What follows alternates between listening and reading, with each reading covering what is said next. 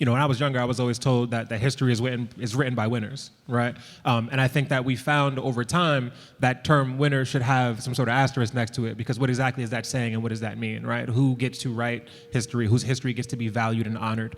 And so I think about public art like sculpture, right? Monuments, memorials. What are we memorializing? What do we editorialize when we talk about certain items, right? And our country has a history of allowing folks of a certain ilk to say what was important and what should be remembered and what should last. And then there are histories that are just lost.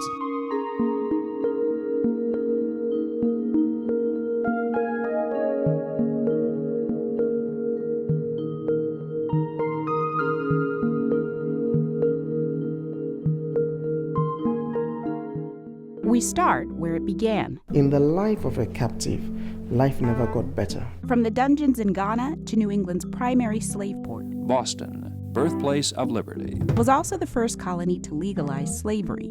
As our nation struggles with the question of reparations, we look at how this long overdue reckoning is unfolding in the city that sparked the American Revolution. From GBH News, I'm Saraya Wintersmith. Join me for What is Owed, available wherever you get your podcasts. Good evening, everyone. Okay, so we know people are making their way here through all the snow and everything, because this is going to be a great conversation tonight. I am Dr. Noelle Trent. I'm the president and CEO of the Museum of African American History, Boston and Nantucket, and we're excited to have you join us here, and we're excited to host this conversation, an extension of the podcast, What is Owed. So this is an appropriate conversation to have here in the oldest existing Black church building in the United States, a building that witnessed discussions of liberty and freedom, the place that saw debates and intentional conversations about what would happen to enslaved people and their descendants. So this is a place that we open up to the community for these conversations and much more. We're so eager to have everyone and our distinguished panelists here. Please join me in welcoming Lee Hill, executive editor, GBH News, who played a big role in getting this podcast launched.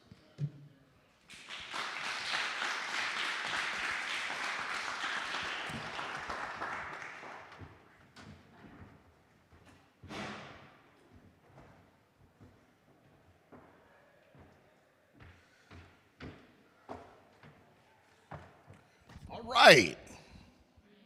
This is beautiful. The view is gorgeous from up here. This is such a sacred space. So my name is Lee Hill, and thank you, Dr. Trent, for welcoming us into this beautiful and sacred space.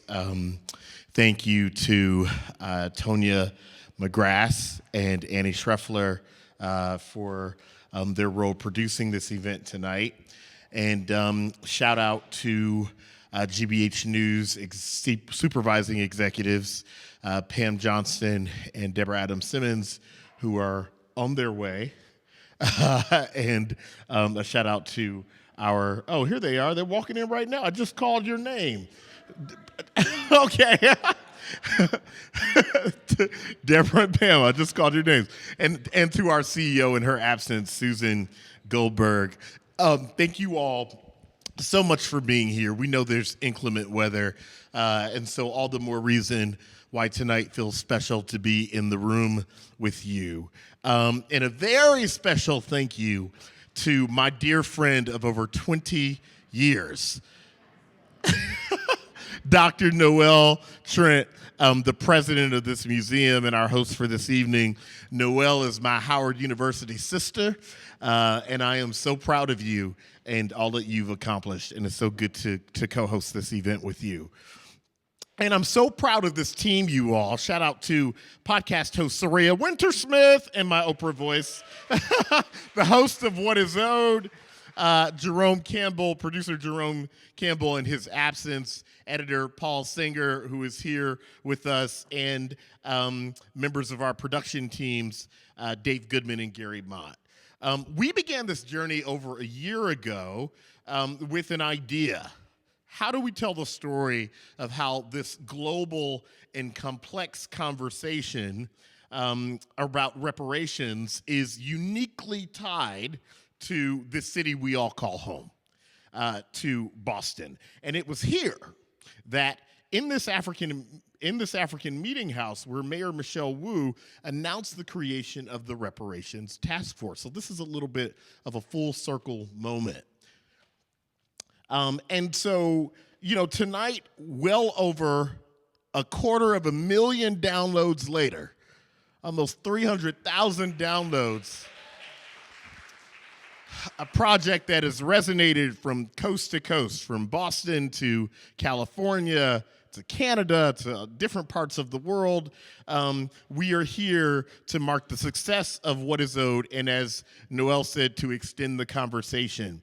All right, so let me introduce our panelists, our esteemed panelist and host. Saraya Wintersmith is a politics reporter for GBH News and host of the What Is Owed podcast.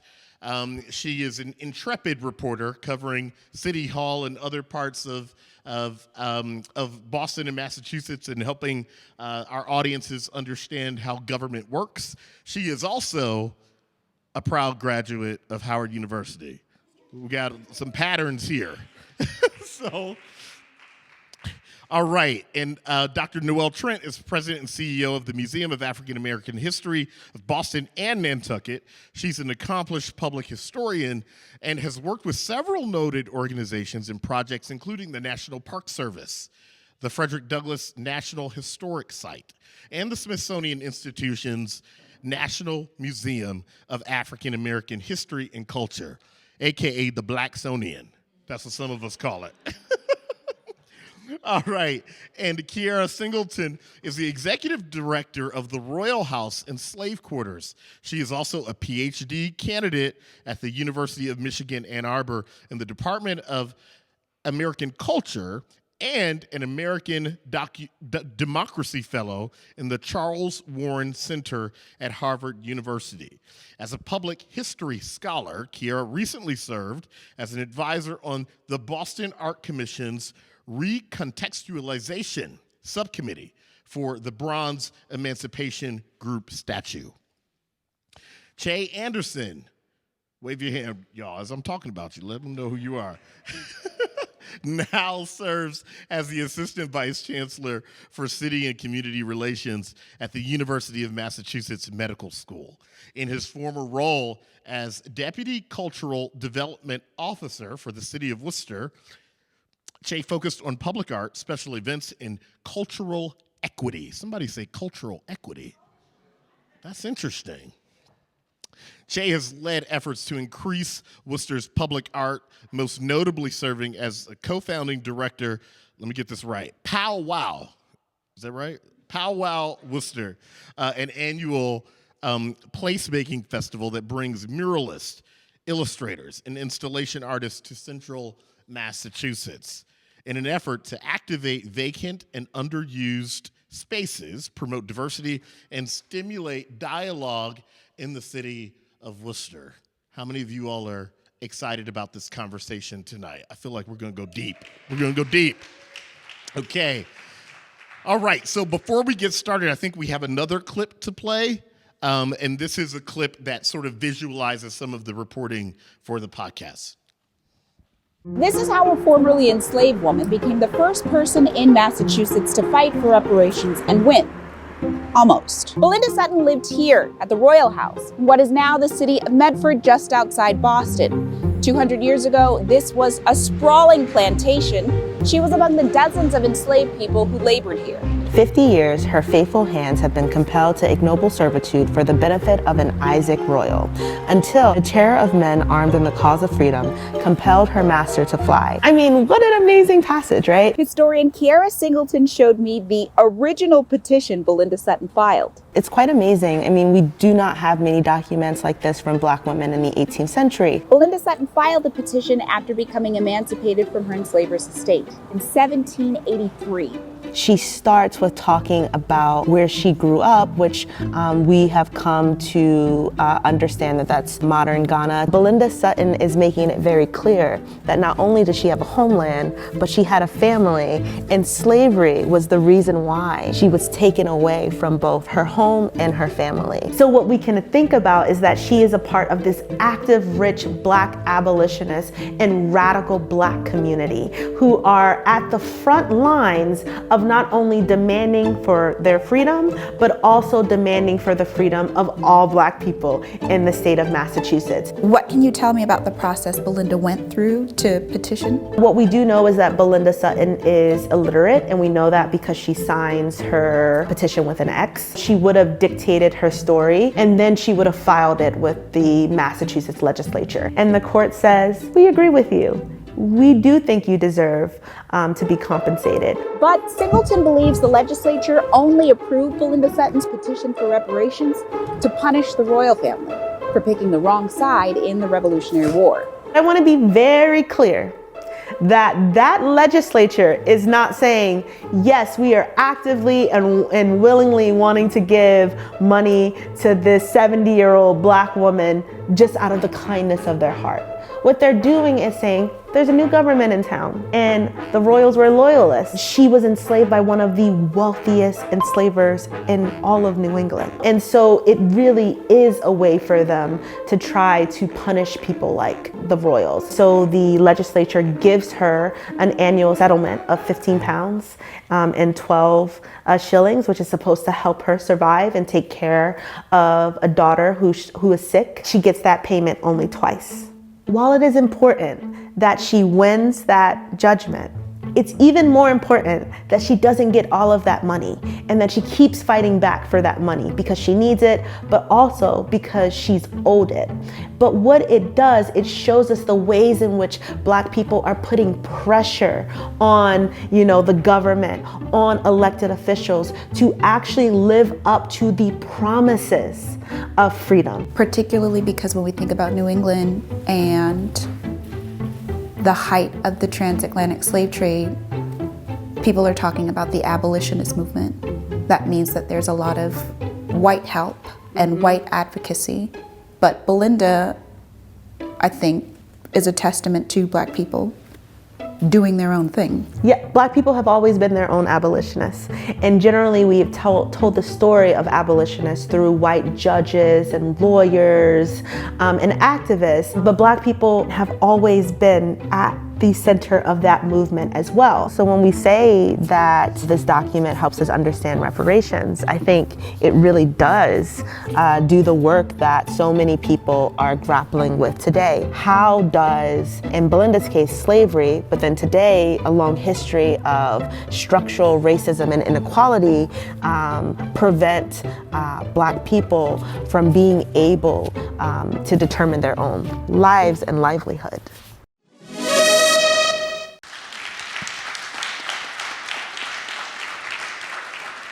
I get chills every time that I look at that. Kyera, I'm so happy that you had time over the course of those 2 days to shoot that package before the podcast launched.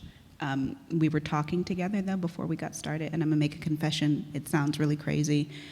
I don't know that I'm ever gonna get used to seeing my concentration face on the screen. You would never know that we had such a great time talking, basking in Kyera's expertise, because my thinking face is just, I'm a fix it.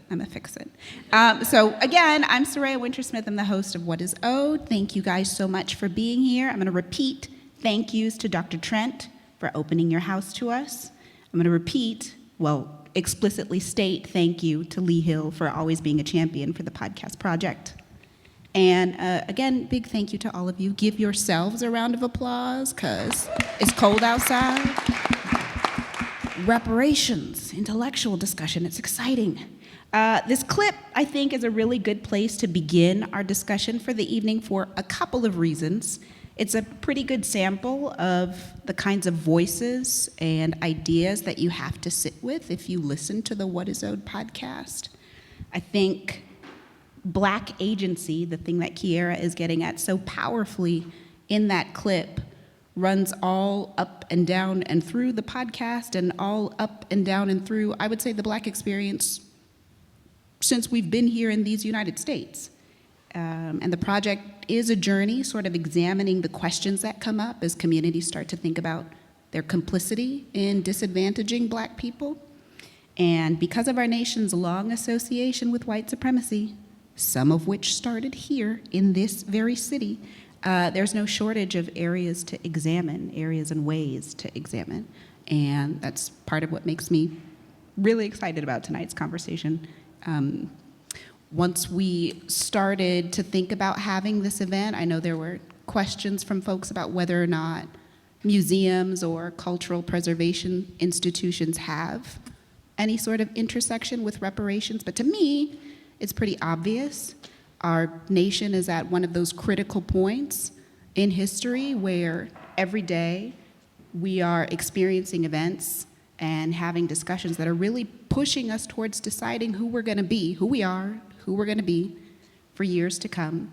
And our cultural preservation institutions are going to document and help determine what is important, help determine what people remember for years to come. So it makes sense to me, hopefully to you all. I think it makes sense to Kyera and Ché and Dr. Trent, who all work in the cultural preservation arena.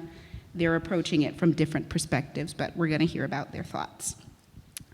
So with that, Kyera, I wanna start with you. Because we had such a good discussion, there was so much that didn't get into the podcast or into that clip. I think one thing that I really do want you to recall is the idea that whoever is in charge of any institution really gets to have a big say in determining what the public understands about a narrative. Can you tell me about how control and management of the Royall House where you work influences even the way that we experience that space? Yeah, thank you for that question. And I'm always so happy and delighted to be in conversation with you. You know, I think when we think of a place like the Royall House and slave quarters, which was a large-scale plantation, about 500 acres, when the royal family purchased it in the 18th century, you know, that story was told a very specific way. It's been an actual museum for quite a long time, and its preservation has everything to do with the Daughters of the American Revolution. And when they wanted to preserve this space, they wanted to preserve the space to talk about the history of the Royals. They wanted to talk about its revolutionary connections. They wanted to talk about the fact that it became the base of operations for the war at a certain point. They did not want to talk about the history of slavery. And so what you see actually in the preservation of the space, when you go, the big house is extremely well preserved. And then you go into the slave quarters. And what you see is that they gutted the inside of it and they turned it into the base of operations. And so I always like to say that there is no other, you know, the most important building on that plantation is the slave quarters, but when you go inside of it, it doesn't look like what you would expect it to look like. But for me, that allows us to talk about whose history has been valued and whose history has been devalued. And my job coming in was to really try to reorient the museum so that people understand that it is a space of memory, that it is a space in which we are memorializing the enslaved people who were forced to live there and labor there. It is a space in which we can tell their histories as fully as possible. And more importantly, it is a space that we can connect them to a larger Black radical tradition from Medford all the way to Boston and beyond. And so I think the preservation of this space, I always like to say, the house is the house. I can't really change it, but the stories can. And it's my job as a historian to make sure that the stories that are told are ones in which that center Black life and resistance, in addition to talking about the violence of slavery. And I think when I came on, I think the most important thing that happened to me was, this is right after the murder of George Floyd, so, you know, everyone is protesting, and on Twitter, people, start saying, hey, there's a X slave now, quarters. Kyera, X. Yeah. There's a slave quarters in Medford. Let's burn it down. And I was like, oh, no. This is not a Confederate monument. This is different. But for me, it was like, there's a disconnect, right? What do people think is happening, at this museum? So, of course, everyone has a right to protest. So I was like, I'm just going to go and, go join them. And I start walking over there. And they start looking at me. They're like, we're just here to protest. And I'm like, that's fine. They're like, do you work here? And I was like, yes. They're like, what do you do? Because they're just like, who is this black person? Why are they working at the slave quarters? So, I'm the executive director. And then all of a sudden they start going, so what is this museum about? Because quite literally, how could I, do anything that would be romanticizing the history of slavery? But for me, I took that as a challenge, that it is not their fault that there was a disconnect. That's actually our fault, and we need to do a better job at actually talking about that history. But when a museum has been around for so long, and it was not always in the hands of a director that looks like me, not all of the stories were told in a way that I think was as sensitive as they should be. And so I think that power kind of changes a lot in how we talk about what's valued. Do we value the royals or do we value the enslaved people? For me, and I think my board, who's done a wonderful job, we value the enslaved people. I want to stay here, and Ché, Dr. Trent, feel free to chime in. But I remember riding up with two cameramen the first day that we went to shoot, and I remember saying the word plantation, and one of the cameramen was like, plantation? But we're in New England. Why do we call it a plantation? And you see, in the way that we edited the film, I refer to it that way, you refer to it that way.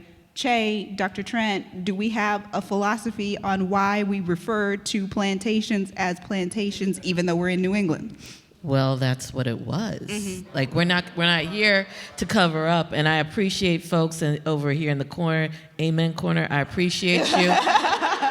And you guys laugh, but I need you to understand you are in a black church space. That is culturally appropriate here. So if we say something you agree with, you can say all right, you can say amen. If we say something you don't agree with, you can be quiet or you can say ouch. Your choice. But I want you to understand the dynamic that's happening in here, and this is what our space does. But back to the question at hand, it is a plantation, right? Every original colony in this country had slavery. They had farms. They had enslaved people working in cities. So you want to take the word plantation away? Fine. What are you going to call it, a farm? It's a farm that had several unpaid workers who looked a certain kind of way. It is a plantation. And I think that what the issue here for a lot of New Englanders is that flies in the face of how you think about this region. This region is the bastion of liberty, right? We threw out the British. They couldn't stand us. We were a thorn in King George's side. We were here and we helped people escape. We don't like to talk about the fact that a lot of the contemporary race relations issues that we're dealing with is rooted in how this colony, this place started. So we call them plantations because that's what they are. There's no other way to get around it. And I think I just want to add, living in Worcester, which I know a lot of you in the room may think is a faraway land, but it's right there. Okay, it is right there. I made the trek today. In Worcester, one of our longest streets in the city is Plantation Street. And a couple of years ago, there was a conversation about that. And there were folk who were saying, well, no, it's not plantation in the sense of slavery. It's plantation for its other denotation, to which my response was, I went to some amazing schools. At no point in my education have I used the term plantation and it not directly correlated to slavery. Maybe you know of a different type of plantation, and they didn't want to have the conversation anymore, right? It's a fascinating thing, and so it's a fight that we're still fighting to this day around trying to not only inform folks of the harm that words have, but also trying to understand why some things need to be changed and removed to ensure that future populations could have a better sense of self and understanding of what's happening in this region, in this area. So I want everybody to think about that the next time that we're talking about estates. or farms, sprawling places in New England where, again, people who look a certain way are forced to work, can't leave. Ché, I want to stay with you and pose the same sort of question that I did to Kyera with respect to public art. Tell us about how control influences what the public remembers, honors, understands. I'm thinking a lot about some of the conversations when we saw folks defacing like monuments that began to feel more and more oppressive, especially as we were watching people protest George Floyd. Yeah, I think to follow up on something Kyera said that I think is poignant, right? We have a point in history right now where certain folks get to remember things a very particular way, right? The way in which we share stories and narratives. When I was younger, I was always told that history is written by winners, right? And I think that we found over time that term winner should have some sort of asterisk next to it, because what exactly is that saying and what does that mean, right? Who gets to write history, whose history gets to be valued and honored? And so I think about public art like sculpture, right? Monuments, memorials. What are we memorializing? What do we editorialize when we talk about certain items, right? And our country has a history of allowing folks of a certain ilk to say what was important and what should be remembered and what should last. And then there are histories that are just lost throughout time. Their stories, their families, they're real people who no longer exist because we refuse to recognize and remember the impact they had in their community. And so we saw it a lot with things like Confederate statues, but the other side of it is, and this, again, I'll speak to something that happened in Worcester, we recently got a Black History Trail in Worcester. And I use that term loosely. There's 7, right? That's amazing. I'm very excited for that in our city. Thank you. There's 7 markers, and so the intent is to continue that work. But that happened in 2021. Right. That is there have been Black people in Worcester far before that, right? But it wasn't until then, right, after the murder of George Floyd and a variety of other things that happened over that time period, that people said, oh, we need to figure out how do we memorialize stories. 7 isn't enough. Candidly, 100 wouldn't be enough. There are so many fascinating, impactful, empowering people who've been in that city, let alone the rest of this region. But then we get into conversations around funding. We get into conversations around space, right? Whose space should it go on or in? Where do we place it? How do we ensure that communities that were there are represented versus who's there now, right? And that's where things tend to get bogged down, right? But at some point, we need to have some very real and candid conversations around how do we ensure that we're preparing people for not just today, but for the next 20, 30, 40, 100 years. Dr. Trent, I want to turn to you because you've been working in the history and cultural preservation space for some time now. I'm really curious about your view on how museums and other institutions fit with the reparations conversation we're having. You know, we fit in a number of different ways, and I really want to focus on Black museums because the museums writ large, we're having a reckoning like a lot of folks at this moment.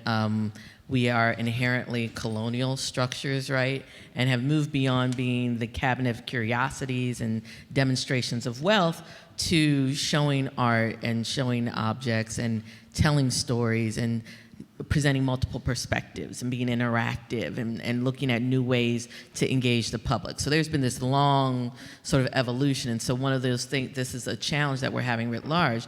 But for Black museums, there's a very particular set of challenges that we're facing. The first Black museum in this country was at Hampton University, Hampton Institute. That's unfortunate. We're not going to throw shade at Hampton in this panel. It's all HBCU love. It's all HBCU love. But that institute started their museum around the same time that Smithsonian's collecting, right?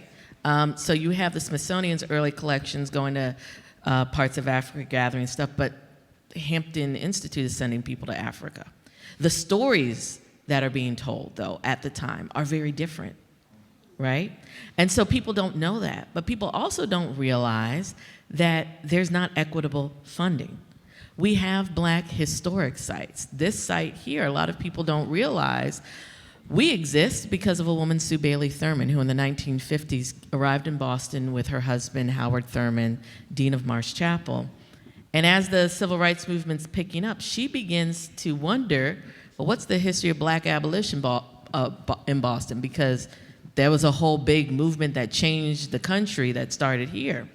And she creates what is now known as the Black Heritage Trail and finds this building. And this is how we're founded. We're founded in that spirit. But historic buildings have historic building problems. I promise you the mice, after we leave, are gonna have their own panel.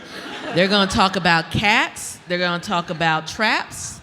They're gonna have their alcohol. They're gonna have their snacks, and they're gonna go home. Like, there's a whole set of things that happen, right?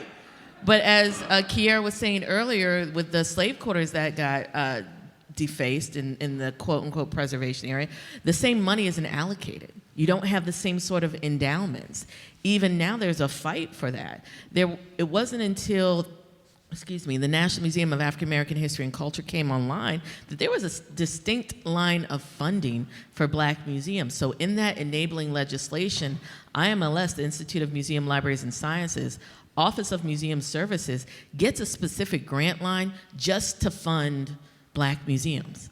Because guess what? We need to pay people. We got bills to pay. Historic buildings cost a lot of money. And it's important. And we also have the challenges of, we are where the Black community historically was. But as cities evolve and grow and change and people move, the community around us shifts. But that doesn't mean that we leave. So a lot of people are like, well, why is there a Black museum on Beacon Hill? Well, there were a lot of Black people here about 200 years ago, right? Like that's part of why we're here. That's part of why we tell the story, but we don't receive the equity.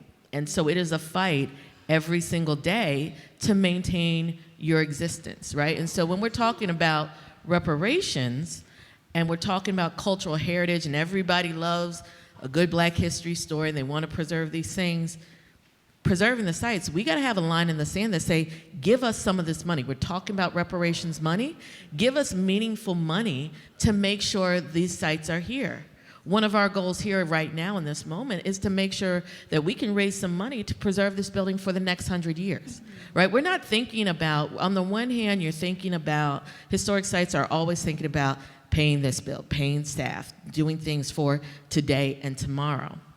But writ large, when we look back, we don't want to be scurrying and struggling and striving, right? We want to be able to rest in some things and know that the story will be here for the next 100 years. Mount Vernon doesn't have that problem, and Mount Vernon is an exceptional case, but they don't have that problem, right? And we have to ask our questions why. Why are Black historic sites struggling so much, fighting so hard, and using the dollars in some very clever ways to make sure that they should exist, and should they? Because if we say that we value the built environment, then we should value the diversity of our built environment and make sure those sites are preserved. Yes. Absolutely appropriate. Dr. Trent, you mentioned something about the work being inherently colonial. I know we had a pre-discussion before, but I want to put the question to you all. When we're thinking about the phrase decolonizing, like evaluating old ways of functioning, is there something that comes to mind, one big thing that comes to mind for each of you if we talk about decolonizing the cultural preservation arena? Kyera, I'll start with you, just because you're next to me. All right. No pressure. I mean, I think for me, one of the things that I'm always constantly thinking about is, trying to undo the work that was done, at the turn of the 19th century.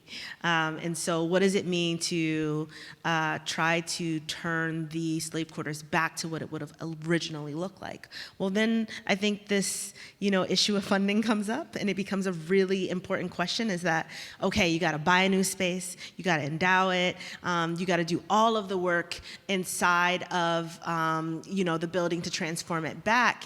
And so, I think when it comes to kind of decolonizing, it's really interesting because it's not necessarily the term that I would use for that space, but I think it is more of a reclamation. What does it mean to reclaim this space, and then also to turn it back to what it was, so that when we say it's a site of memory, that people understand, Black people lived there, they touched those walls, they walked on those floors, and we want people to really feel it, and really sit there and not, come through and have to, pause at the gift shop. I think for me that it just sometimes it hurts my feelings, because you go in and you're like, all right, I use it. It's all a part of interpretation, but I think, those are the type of projects that you want people to want to invest in, and to see the importance of that, and not just to say, we are all investing in anything that talks about slavery and Black people right now because it is popular. No, I don't want any of the work that we do to be of a moment. It needs to be, cemented in the way that we understand this space. Ché Anderson. Yeah, I think that quite often when you look at historic spaces, there was a person who got to come in and define what that space meant to certain people. I think part of the colonization is allowing for that population to define their own narrative, and I don't think that happens quite often enough. And so it's beautiful to me that we have people here from different experiences that can speak to what's happening in this community. I want to see this happen sort of across different mediums, across different industries, because I think that's where you get to the crux of true storytelling, right? I think that when you look at what the educational system has done to Black and brown people in our community, that's part of decolonization. When you look at workforce development initiatives and labor relation opportunities, right, and you actually start unraveling what's occurred, that's part of decolonization efforts. I think when you look at general economic development and who gets to build and where they get to build and why they get to build and when they get certain TIFs and diffs and tax incentives to be in certain areas, right, that's part of decolonization, going back to who was there and who isn't there anymore. And so I think that narrative is such a key piece of that, because again, who controls the story, right, also eventually gets to control purse strings, right? Because if a person comes and tells you, well, this population isn't there, so they don't need X amount of dollars, well, that's what impacts us in the long run. Dr. Trent, I know you got a philosophy about decolonizing versus another word. Lay it on us. Yeah, I think, so the root of the decolonization idea, particularly in the museum field, really came out of dealing with and confronting issues around indigenous communities, indigenous artifacts, artifacts that were stolen from other countries and cultures and brought over to other places. I think of it more as transformation, transforming the museum, or reclamation. I don't know if decolonization is the right word for this instance, but the spirit of it is what we really need to focus on. And so part of that is what everyone already said, which is allowing the community to tell their own story, right? And so part of that we have to understand is that story may not be the story that you would like them to tell. It may not be a story you like, right? I remember being on a panel years ago, and there was a European professor or scholar who was saying, hey, to an indigenous lawyer, well, how do we know you're going to do the right thing when we give you back this object? You should have heard a pin drop, because I was like, ooh. And she was very professional, and she said, quite frankly, it's none of your business. And to an extent, that's true, right? That if we really want the communities affected to tell the story, we have to let them do it in a way that's authentic to them. So in this space, for instance, someone may say, well, this was a sanctuary, the abolitionist movement was here, and this is what it's about. But they don't understand what the Black church is. They definitely they may not understand what the Black Baptist church is. So they may hear someone in here who comes in and this reminds them of a church that they grew up in, they feel very comfortable, and they start saying amen, and they may say, oh no, you should be quiet, because that's not appropriate. We're with GBH. We are more sophisticated. Wait a minute now, wait. We are more sophisticated than that. Hypothetically, this is all hypothetical, girl. No, ma'am. But if you have a level of cultural competency, that's right, you understand the dynamic that is in here, And so that I understand that we are standing and sitting on floorboards that date back 200 years. That there's a cultural tradition dating back to West Africa that was inherent in the Black Baptist Church that is call and response. And so when something's getting good, when the debate is getting good, when it's getting interesting, people respond. We are not a quiet people. This is interactive.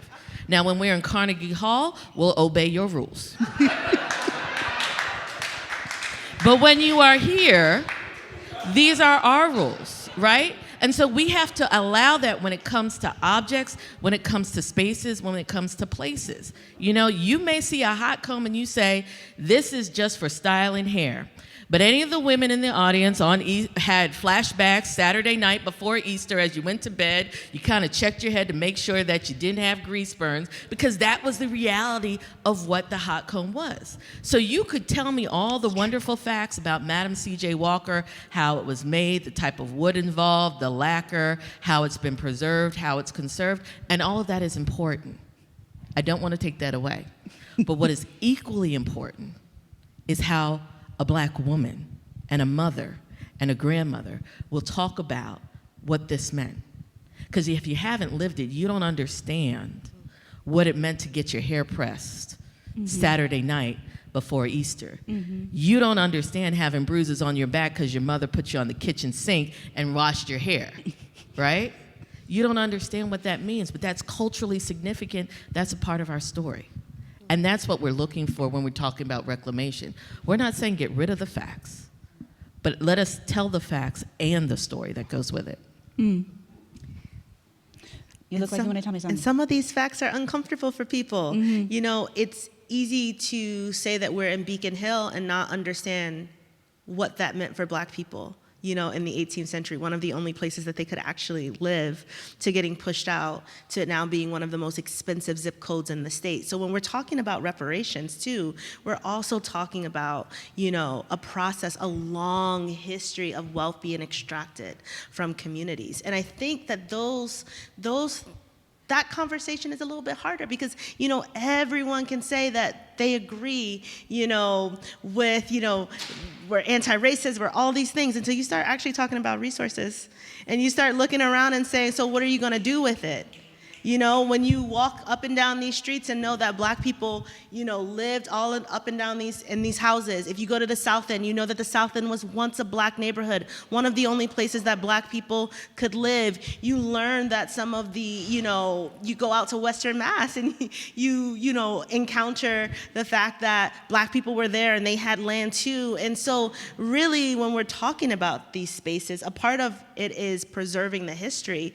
And the other part is about making sure that we do not get erased from the landscape that we literally, you know, walked in, built, and then we're pushed out of. I want to pause here and just give a reminder. We have note cards in case anyone in the audience has a question they'd like to put to our panelists. Write it down and pass it to Paul Singer, who is waving.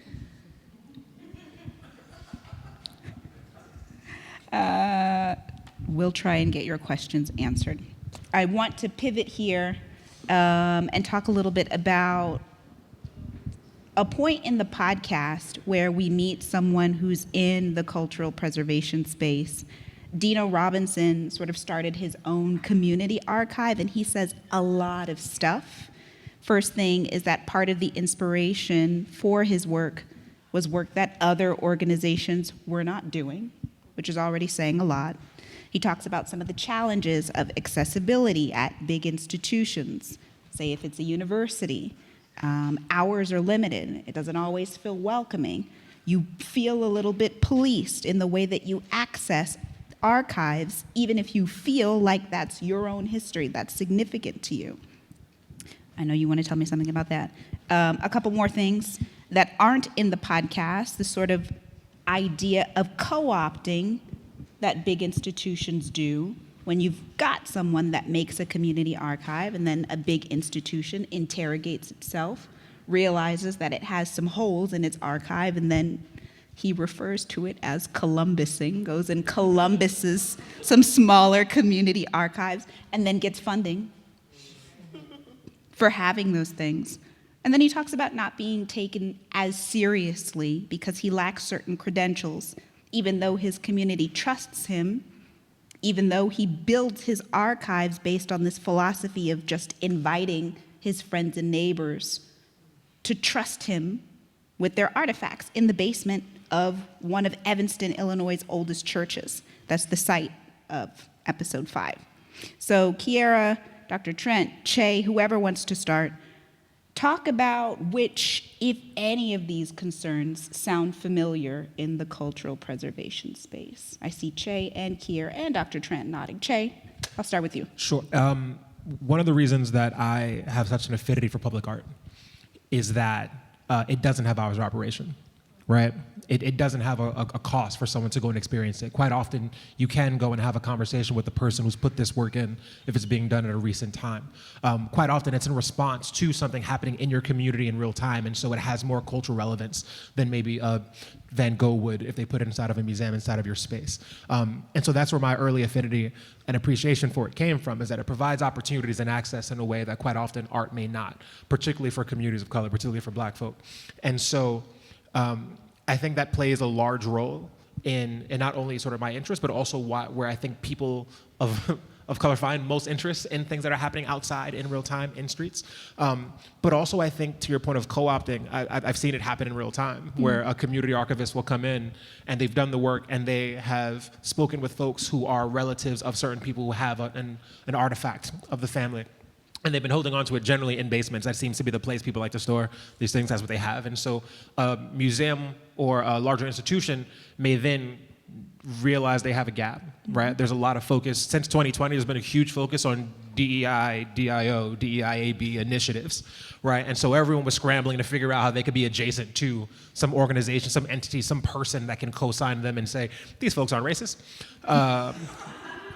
Right? How many folks hired a diversity, equity, inclusion officer that no longer has that role, right, 4 years later?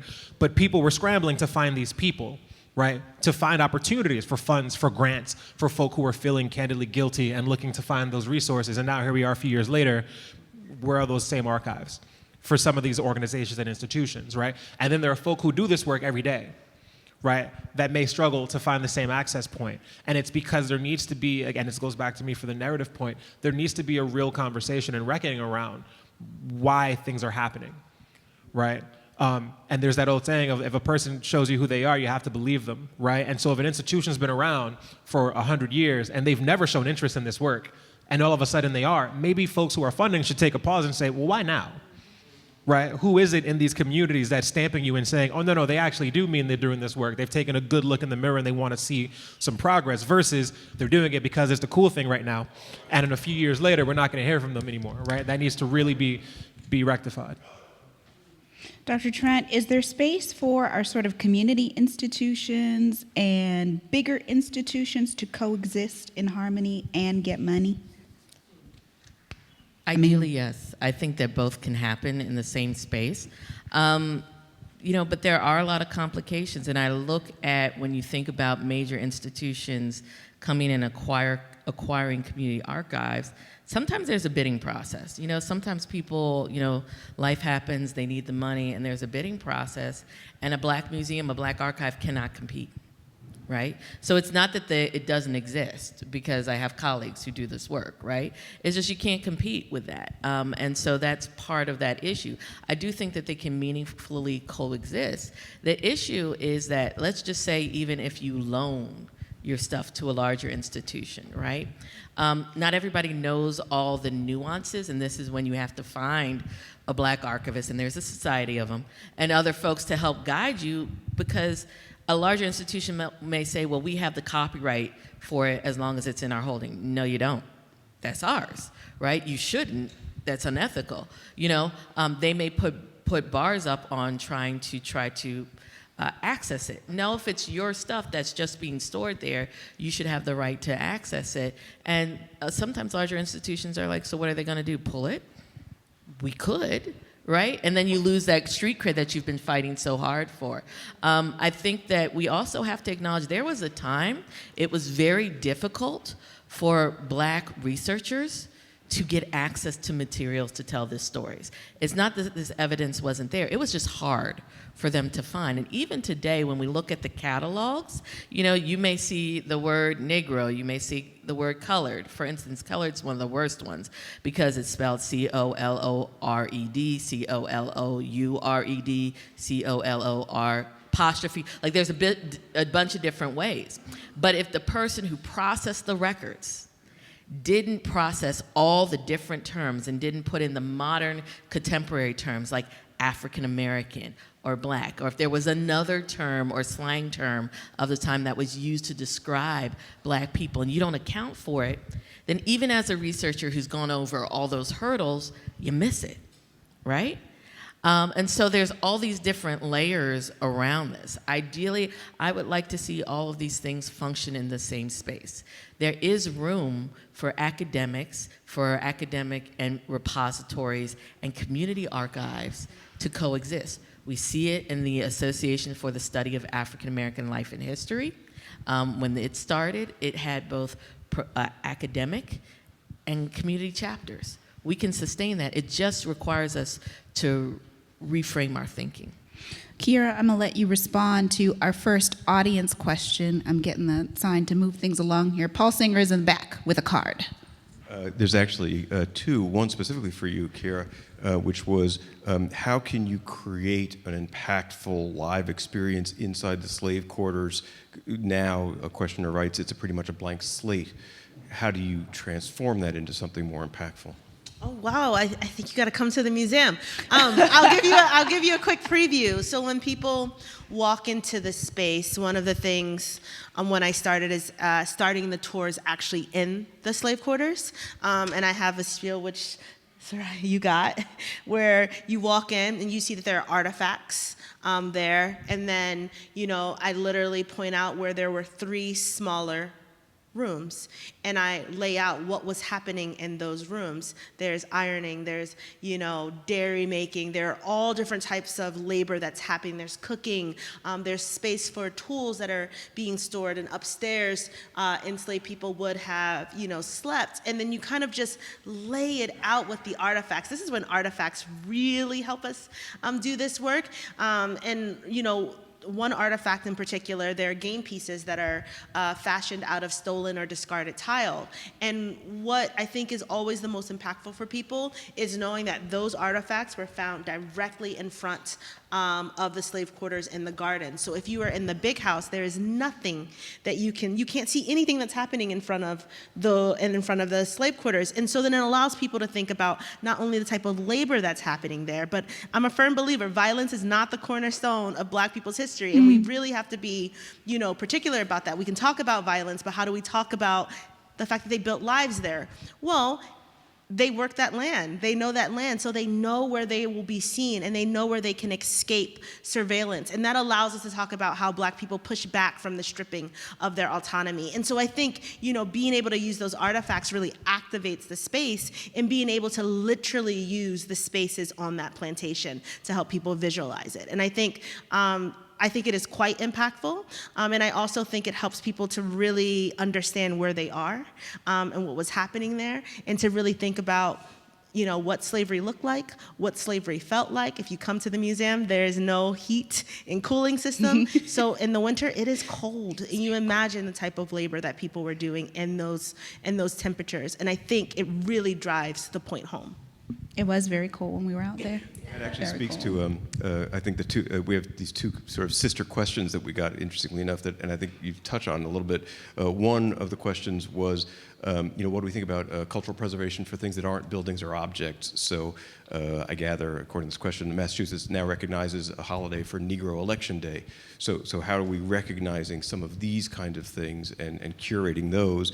And then the second question, which was sort of a sister question, was, what is the role of oral history in cultural preservation, and are there sort of new techniques and changing ways to get at that?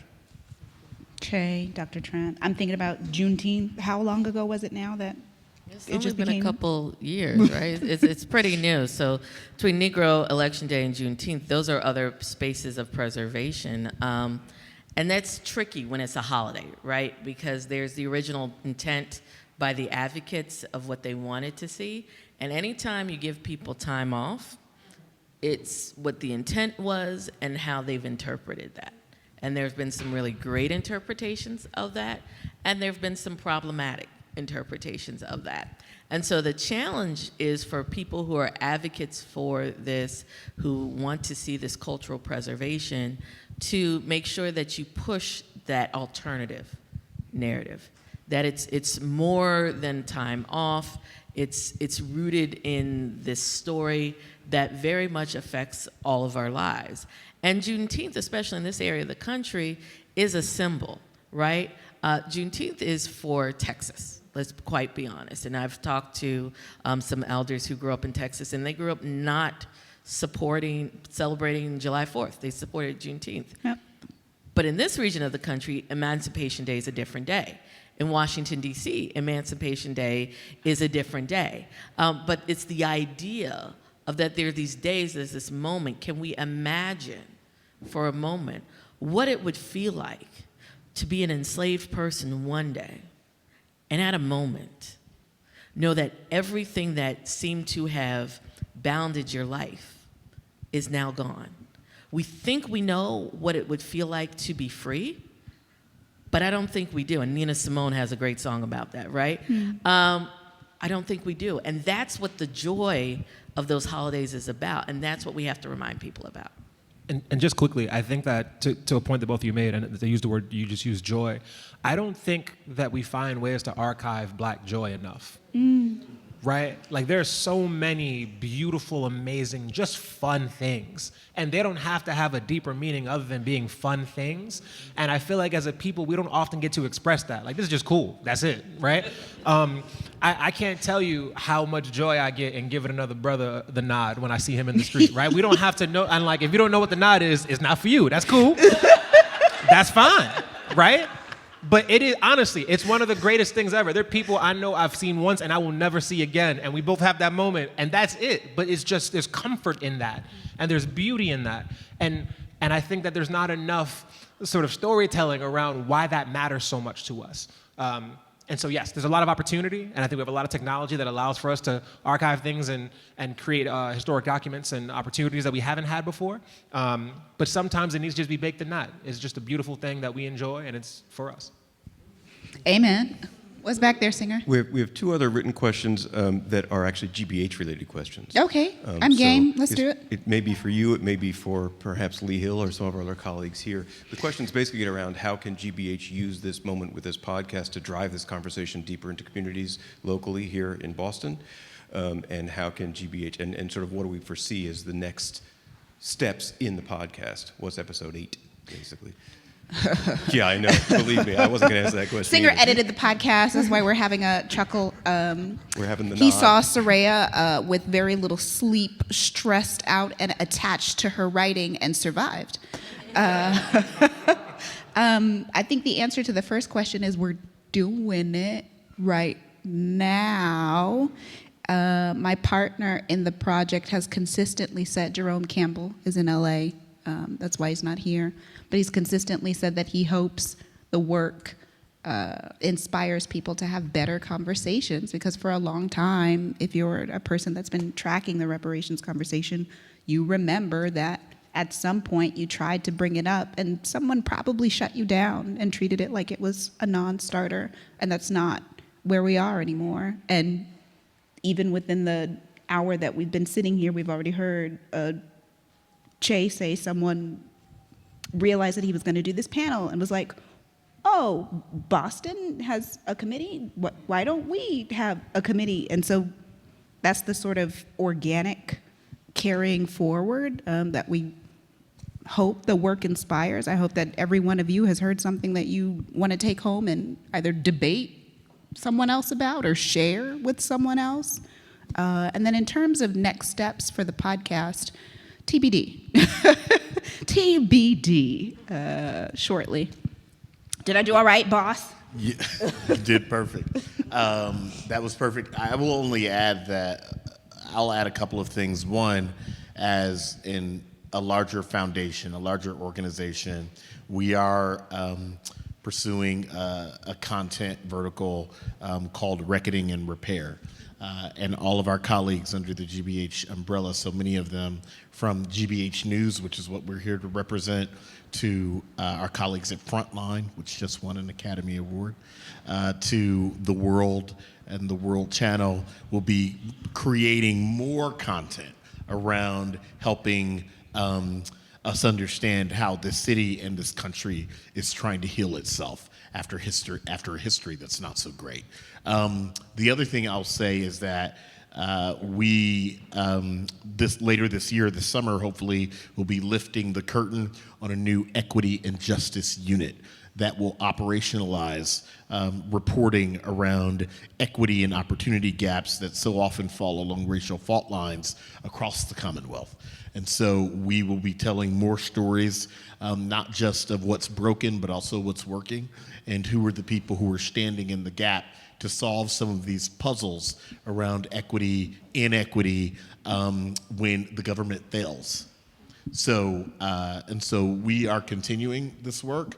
This is not a place where we're visiting, it's a place where we're living, and we hope to only tell more of these stories. And I think the brilliant work of Saraya and the team and What Is Owed was sort of a gateway to telling more complex stories in partnership with the community. So more to come. Whoever asked that question. Who asked that question? Originally. Was that you? Okay. Singer, do you have more back there? But if anybody has got a question that's burning now, we do have 2 microphones going around the room. So. I don't see a hand raised. Yes? I just had a question about Quack Walker Day, Emancipation. Mm-hmm. If you guys are doing anything for that or how you celebrate that? Say that again, I'm sorry, I missed part of that. Emancipation Day, AKA Quack Walker Day, is there something that the museum does in commemoration of that? Or is that something, they mentioned Negro Election Day, we mentioned Juneteenth. Quack Walker Day is one of the most recent ones. I think they were passed at the same time. Do we do anything for that, or should we be doing more for that? You know, I think that that's something that, I just moved to this area less than a year ago, so I'm catching up on everything. I think that if that was passed as a day that we need to pause and reflect on emancipation, then we need to figure out what that looks like, right? We're obligated. These things are not put into place just as holiday placeholders, right? It's a nice thing to do. We did it, yeah. If we're talking real interest in it, then we need to figure out how we honor that, and I think that's part of what the museum's work will be moving forward. I immediately wanted to pivot to Ché because Quack Walker is Worcester. You know it. You know it.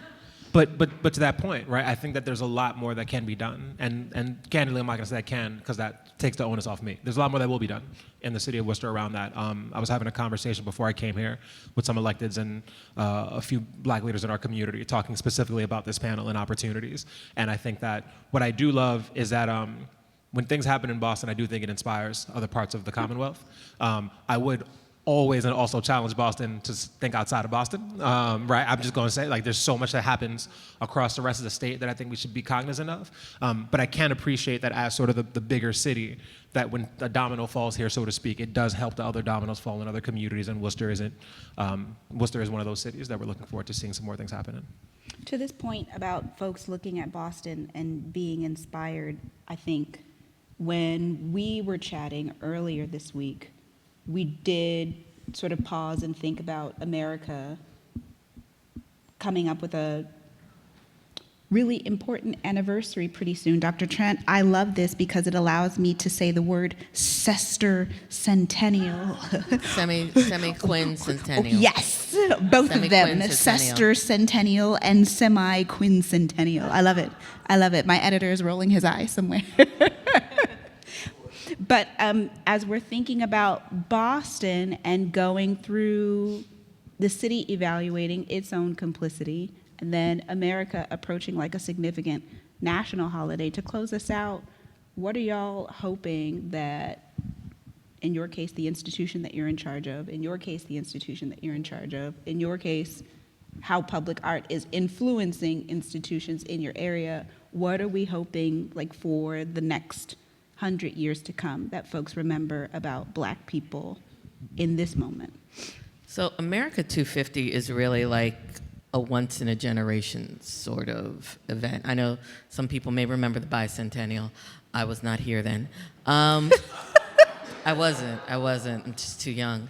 And so I think this is one of those times where we can figure out how do we pivot in this moment to change how America understands its history. In '76, you see a number of historical organizations form, a number of them pivot. Living History has a big boom. The field of public history bursts forward. One of the things that we're beginning to see is people want the discussion to be beyond 1776, right? So how do we have a multiplicity of voices on the table? What is that going to look like?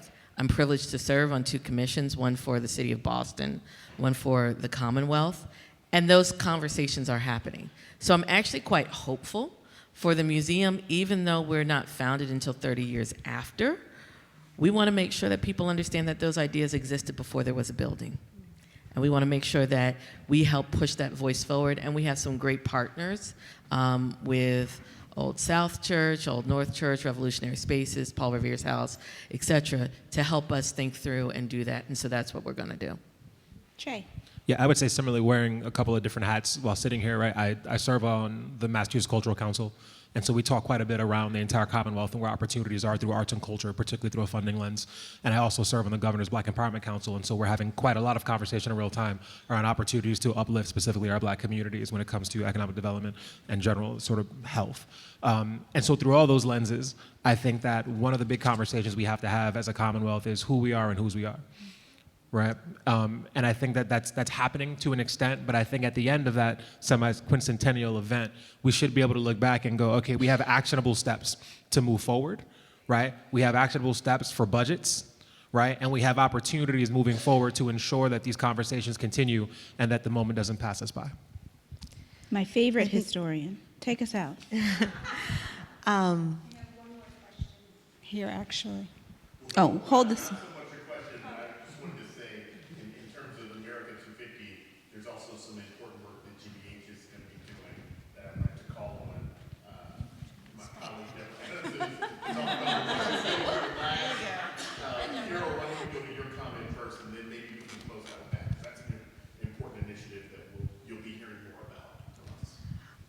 I was going to say I also serve on a few commissions, and it's been interesting because the Royal House and Slave Quarters is in Medford, and so people are like, oh, what does that have to do with Boston? And I'm like, oh, let me tell you.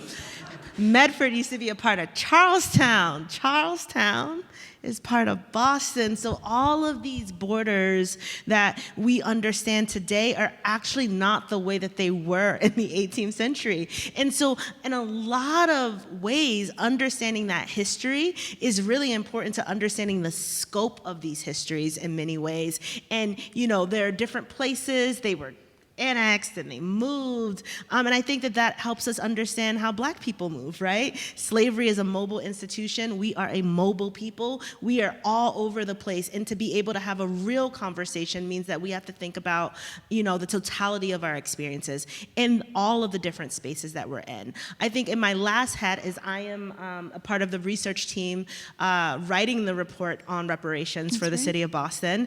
And I think for me, one of the biggest things is that when we talk about you know, reparations, my goal and the goal of my fellow you know, researchers and historians that I have the pleasure to work with is to really help make a strong case for how we talk about this history and that we have to go all the way back, right? So when we're talking about things like gentrification, when we're talking about things like public health inequities, to say, okay, what was happening in the 18th century? Why do we need to go back? Why do we need to look at maps? Why do we need to paint a larger history? And I think, you know, history is empowering. And when you understand your history, you can actually understand what you're asking for. And I think that that, for me, has been like the most important part of this, is that, you know, we've been here for a very long time.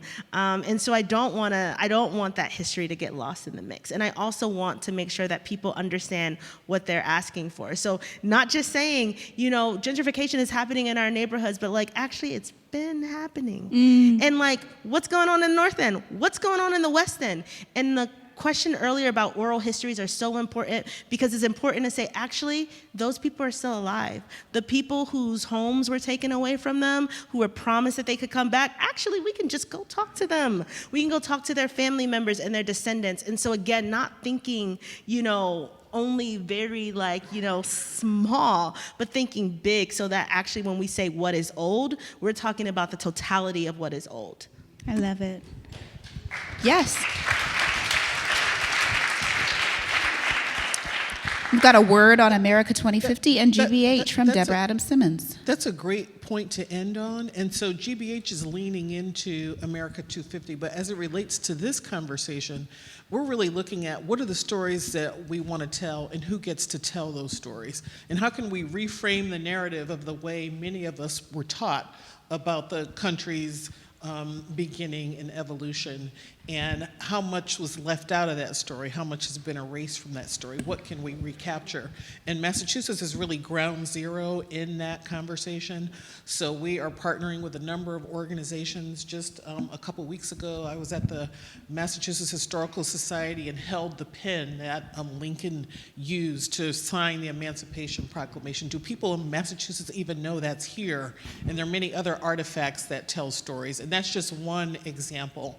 And we are looking at the story of America 250 both locally as well as nationally. GBH produces a number of PBS programs, including American Experience. And so we're looking across all of the content we create and thinking about how can we tell this story in a way that includes voices that have been left out of previous versions of this story. Excellent. Thank you for that. All right. So everybody, thanks so much for joining us. We have a reception downstairs that y'all are welcome to pose any more questions to our panelists for as long as they're around. Happy to answer questions about the podcast if you have them. And then I really do sincerely hope that you heard something that you take back home with you to a friend. And again, even if it's just to debate the validity of it, it is purposeful and important. And like I said in the beginning, it moves us closer towards deciding who we want to be. So thank you. Thank you again.